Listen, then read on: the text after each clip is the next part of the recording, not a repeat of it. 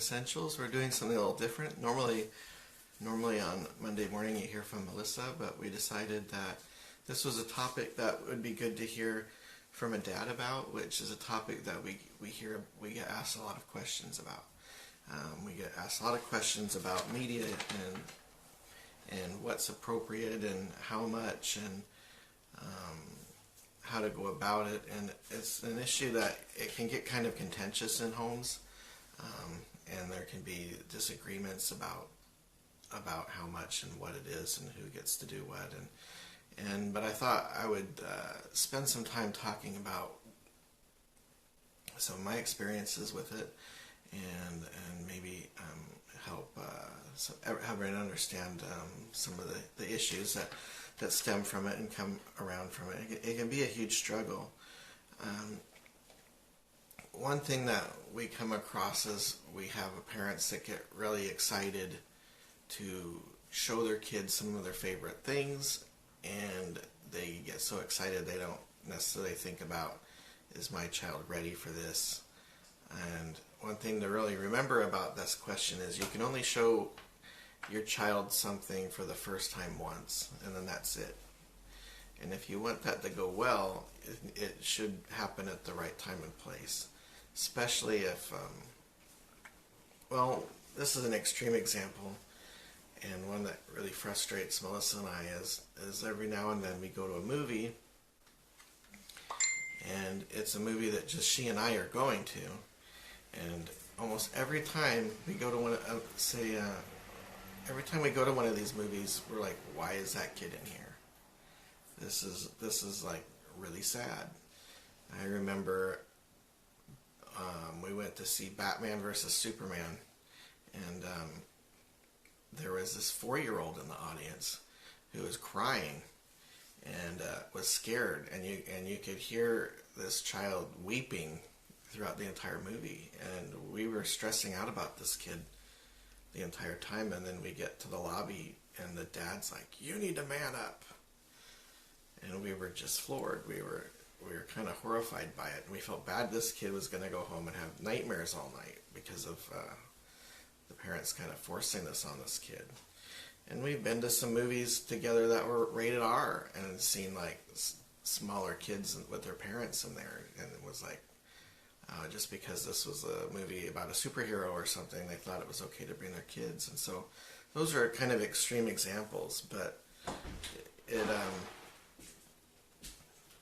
the extreme examples sometimes can illustrate like the dangers and problems of some things that seem smaller when you see it kind of in a more extreme case. But we have to be really careful because we have to be really careful because when we start to open kids up to things they're not ready for, or concepts that can be scary or frightening, and it kind of bursts their bubble of being in that childhood place that's a really secure place, it generates some anxiety and some problems that can be really hard to rein in. One thing that we've talked about is our time at night once kids are asleep and we've had a really long day. It's really precious, and why would we want to introduce the danger of kids coming into our room because they're scared, because they can't sleep because they saw something frightening on TV, or they saw something in something they weren't ready for. And another thing that, and we've talked about it before too, is homes where the news is constantly on. And you can't have the news on without a story of a murder or a war, or somebody's got a missile pointed at somebody else. And kids don't, that sinks in, and it works on them, and it takes away from that place they need to be in as children, where they're not worried about these things. It's so easy for these things to spill over onto them. I mean, the news is kind of the same issue with this media, but I mean, it's some different things too, because then it spills into parents talking about what they see on the news. And so there's times where Melissa and I have had some conversations, and then we go, oh, we probably ought not to have that conversation right now, because people or other kids might be listening to it. And so we're trying to be really mindful about that. But beyond the fact of giving kids things they can't handle and giving things that they're not ready for, it can also spill into behavioral problems, kids being angry. We used to joke back when we were first married, and kids were going back and forth between our house and their dad's house.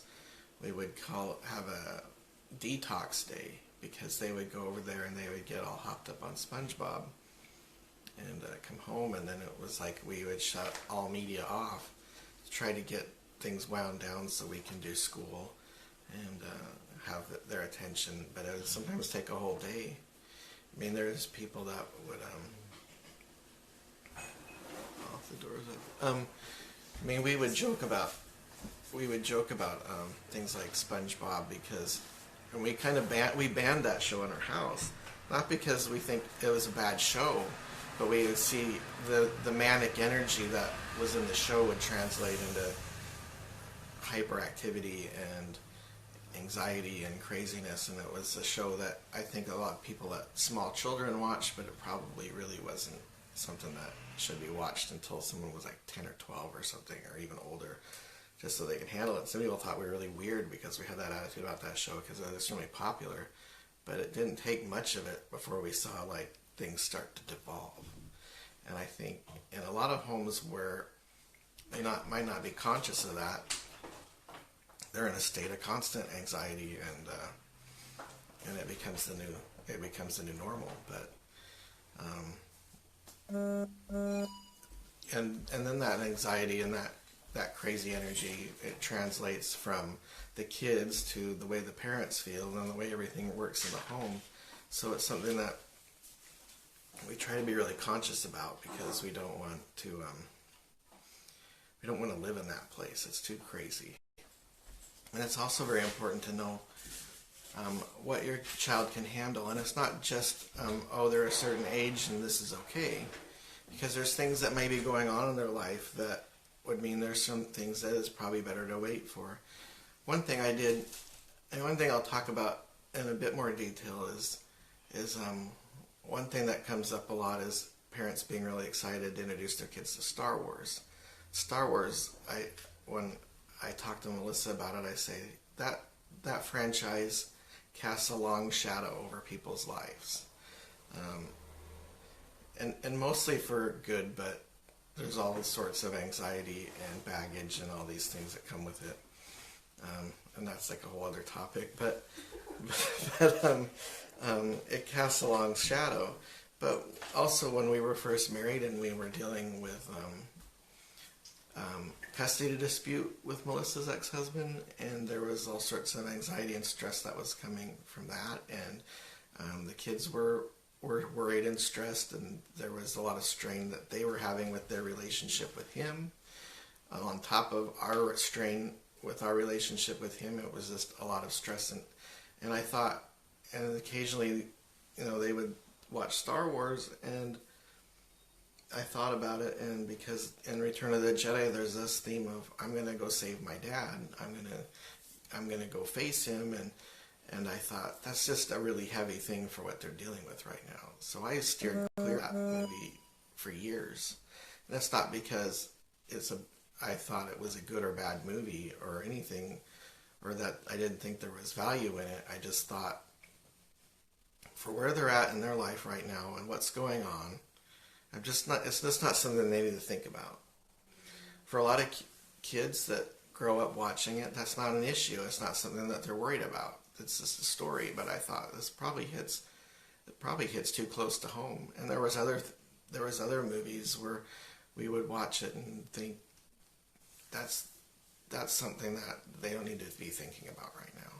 For another kid in a different situation, it's probably completely fine, but we had to be really mindful of where they were at, what was going on in their life, how much stress they had about it, and whether it was necessary.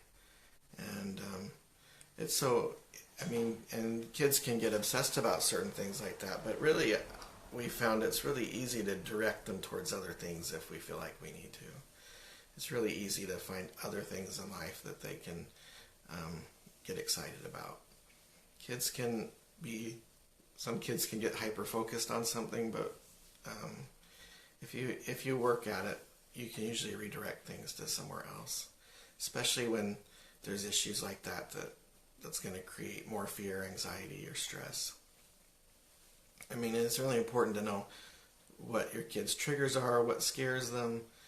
I mean, Sam's 11, but I think it was like a year ago, we let him watch this Batman cartoon that I thought was benign, and we were on a date, and Melissa and I were out, and Ellie was watching kids, and he like flipped out, and there was a scene where somebody, I guess, had stretchy powers or something, and was able to turn their head all the way around, and for some reason that just snapped with him, and he flipped out and started bawling, and then it made us really conscious. And then like a month later, he's like, I want to watch the old Batman movie with Michael Keaton. And I was like, you're nuts if you think I'm going to let you watch that after what happened a month ago. And I wasn't meaning to shame him or embarrass him, but I said, I've seen that movie, and I know what scares you and how you feel about things, and I know that you're not going to be very happy if you see that. As much as you're curious about it and you are in a place where you think Batman's cool, that's something that you're going to have to wait till you're quite a bit older for. And again, it's not because I think it's a good or bad movie, or that there's some cultural significance to it, or anything like that. It's just that's where I know he is at, and what he's ready for, and how I don't want him to feel about life. And I went to a panel last year at Comic-Con where there was authors that worked for Lucasfilm, and they talked about their excitement about Star Wars growing up. And one of the authors, his fear was, if I show my 6-year-old this too early, it's going to scare her, and then my hopes for her being a fan of this is dashed because I jumped the gun and I messed it up. So as much as I'm excited about this, I need to wait until it's an appropriate time. But out of all the media that's ever created, that's the one that we get asked about more than anything is Star Wars. Is when can I start letting my kid watch that? And while there's a lot of good things to be learned from, and they're great movies regarding. Well, I was thinking probably 7 for a little. Probably, I mean, the original 3 I think have less violence than anything that came after it, and or probably have more simplistic themes, and they're not have as complicated a story. So we're thinking 7 or 8 is probably fine for the original ones, but for the later ones, it probably a kid needs to be a bit older. And let's see, there's something else I was going to say about Star Wars, but oh yeah, but and besides like videos and movies and TV shows, I mean, one thing that I always get frustrated with is when I go to the store and I see 2 kids with iPads or Nintendo handheld, and they're walking through the store, somehow navigating the store behind their parents while playing the game at the same time. We were eating at a restaurant last year, and we saw these 2 grandparents with these 2 children, and these children rarely looked up from their iPads during their whole meal, and we thought these kids kind of looked like zombies a bit. We kind of felt really bad because these grandparents, like, we don't know what to do with our grandkids, and their eyes are constantly glued to these puzzle games on the screen. And I thought, is that like a 24/7 thing? Like, but it made us feel bad when we saw it, because we were seeing that in extreme cases of media use, you have children that are just completely shut off from anything that's going on around them. And they're also shut off from interacting with people and having relationships with people, including close family, and it becomes their world. And it's really tempting for a lot of parents to do it, because then there's things that they don't have to deal with. But they're missing out on so much. And then what happens if for some reason you have to turn that off? You will see, like, we've seen that where one of our kids just had a bit too much media, and you shut it off and they get angry. And there's I'm so mad because I can't. And then we're like, well, that's obvious to us that you had more than you should have had, and you're not having any more for a while, because if it's going to take you to an angry place when it's turned off, then you have a problem with it. And then that angry can spill out into all sorts of things. And it could be something that seems super benign and even something that's really mellow and calm. It could be kind of a crutch or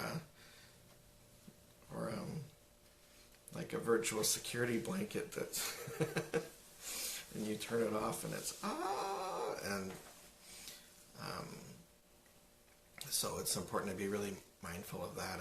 And I've seen that anger in our kids and other kids if you've turned off a TV show or took away a video game or something, and then that kicks in. And I think probably a lot of people have seen that.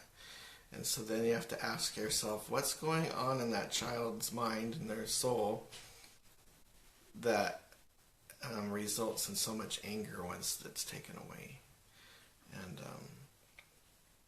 so that's definitely something to consider. But it's really important for partners to have these conversations together, especially these conversations and not in front of kids, so that some decisions can be made and everybody can be in agreement about what's best and what's the most appropriate use of media. And so that, because kids will come up with things out of the blue that they're going to say they want to do or see, and it's like, where did that come from?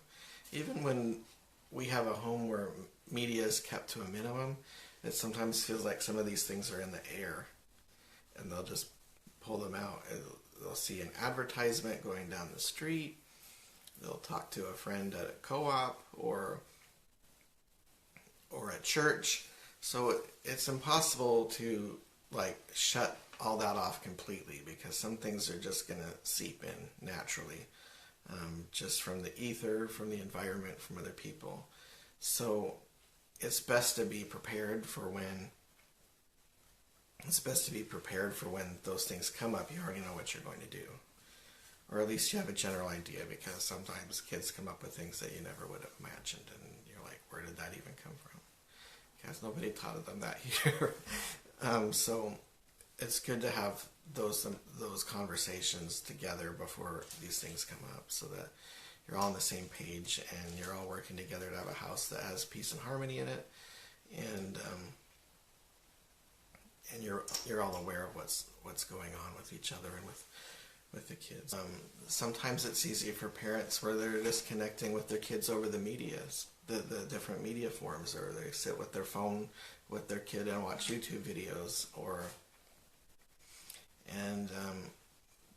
so there needs to be some mindfulness about other ways that kids can bond with their parents and have fun with their parents.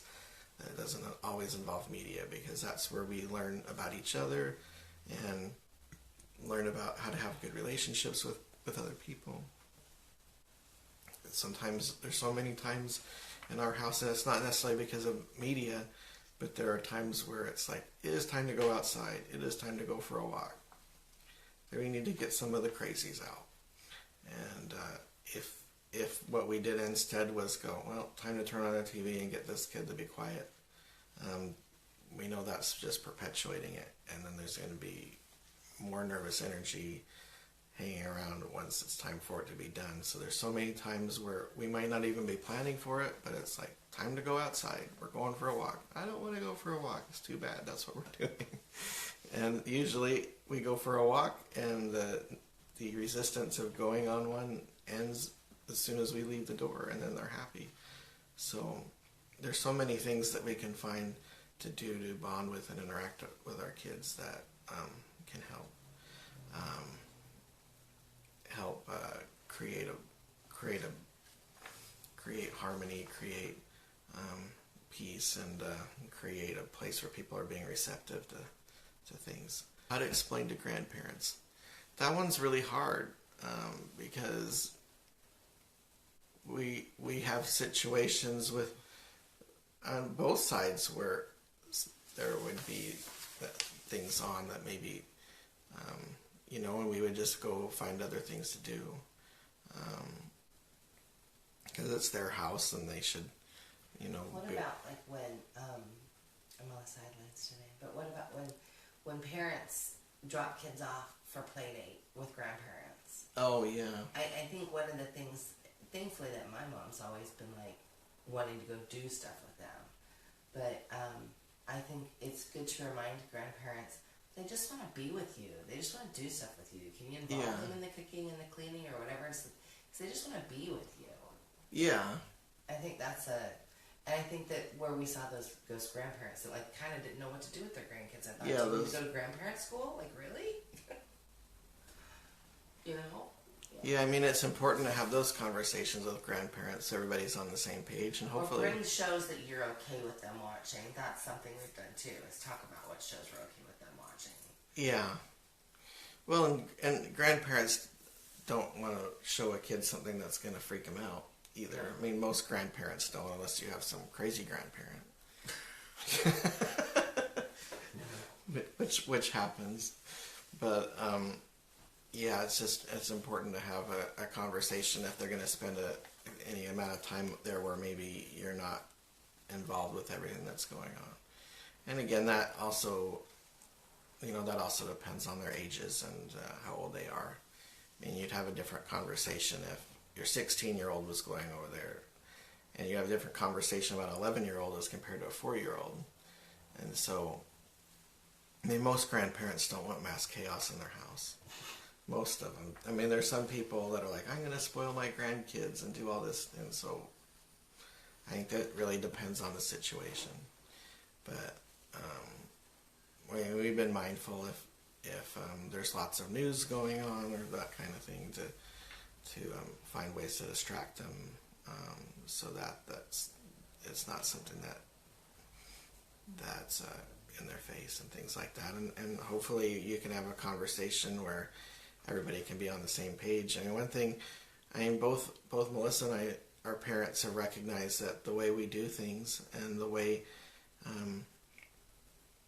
both my parents and Melissa's parents have expressed that they see that what we're doing works, and and even though they might not have understood it at first, they're grateful that we're raising their grandparents that way because they can see the benefits of it. So sometimes it might take some time for grandparents to see what the fruits of what we're doing is.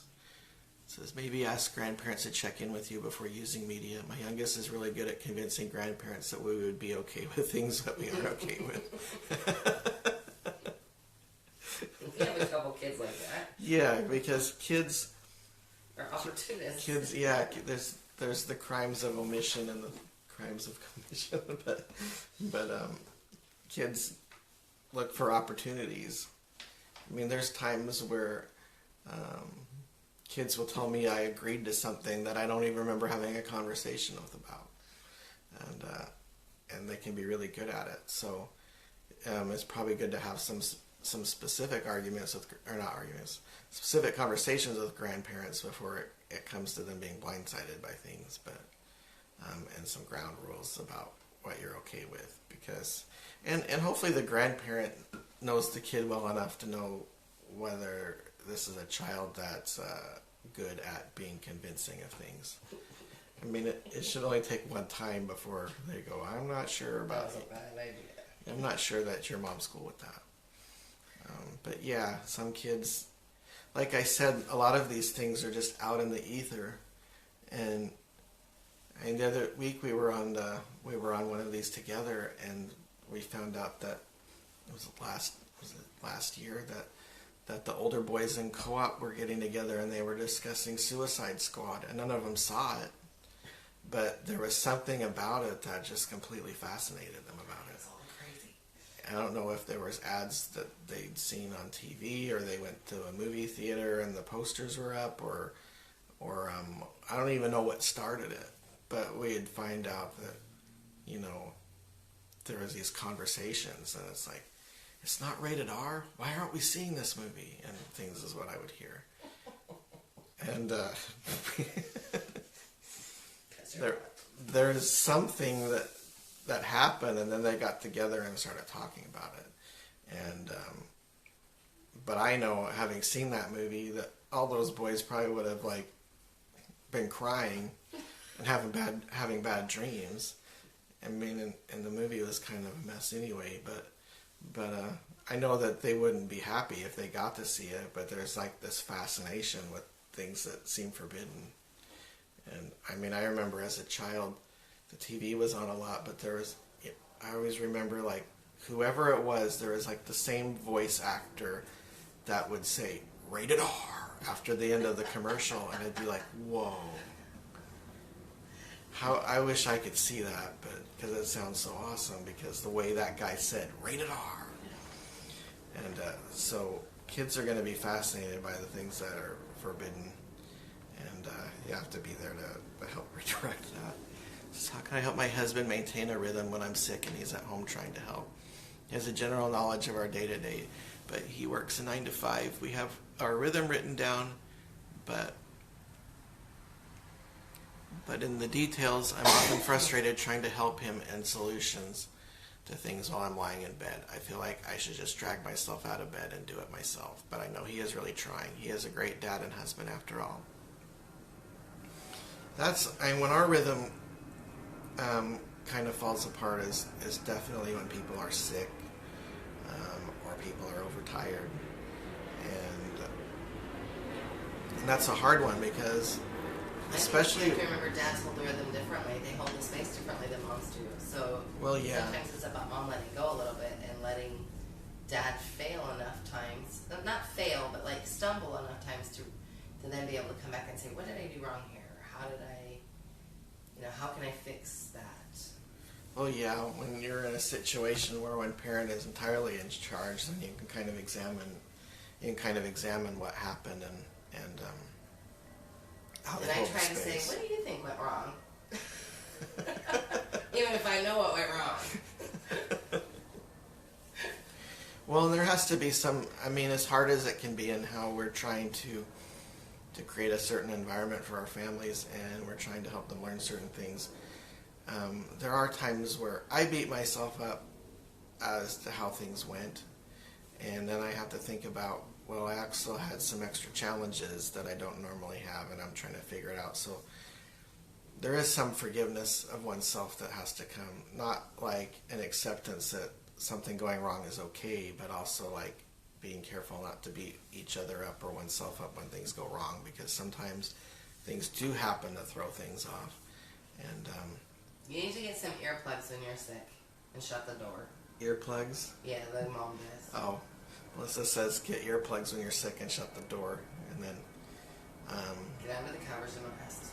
Yes, they're kids try things on me that they don't try on mom, and part of that's my temperament, her temperament, but there are times where they've frustrated me, and Melissa says they would never do that to me. So it's like, dang, I don't like that. So let's figure this out.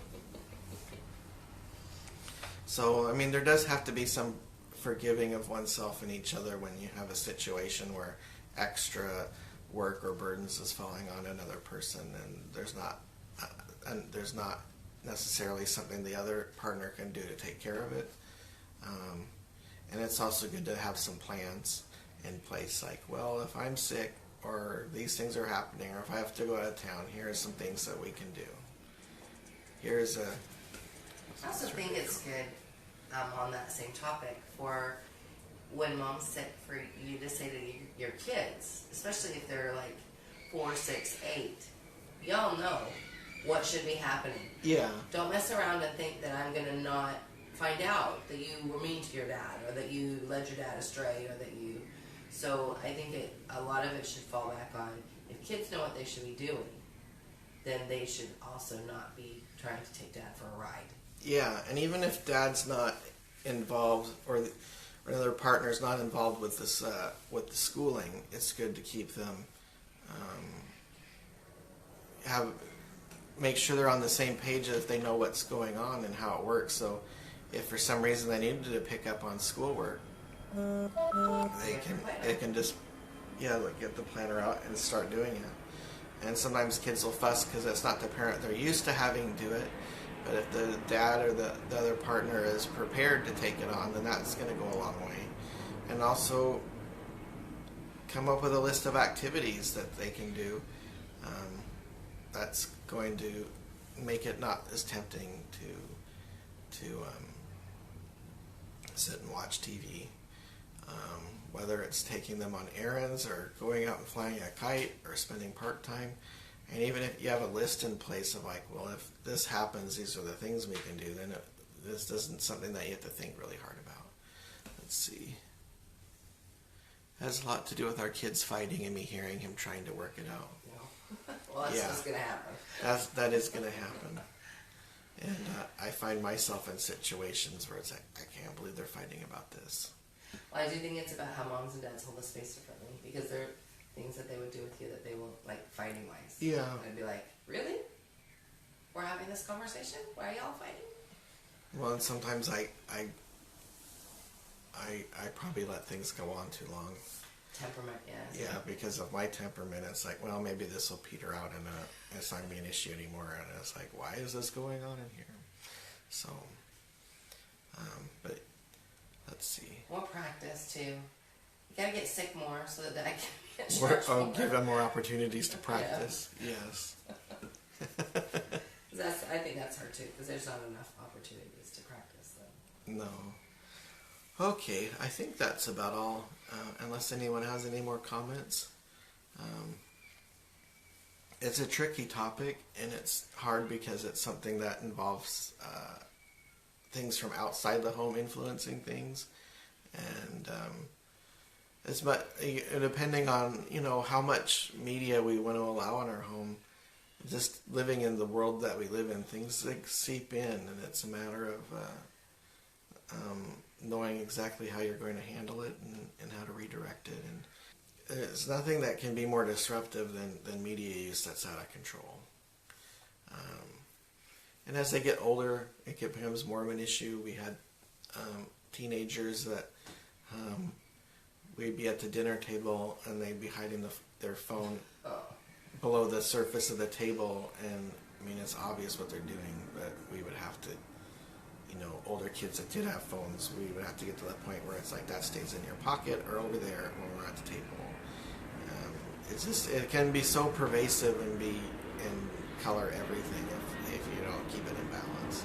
Thank you for taking the time to come and listen to me about this topic, and we'll catch you all later. Thank you. Bye.